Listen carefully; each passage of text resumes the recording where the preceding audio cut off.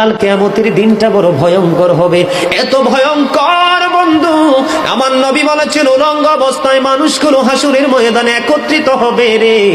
ও বন্ধু, প্রত্যেকের কবর থেকে ওই হাসরের ময়দানটা কমপক্ষে 50,000 বছরের রাস্তা হবে রে বন্ধু।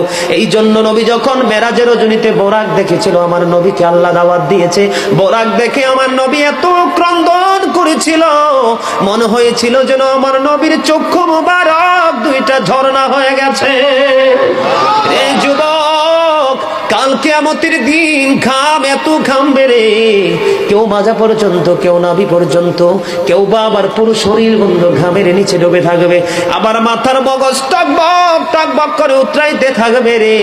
আল্লাহ বলেছেন লা ইয়ামুতু, people will not die that day, সেদিন মানুষ আর মরতে পারবে না। আল্লাহ বলেছেন ফিহা ওয়ালা ইয়াহইয়া, people will not be able to live that day, মানুষ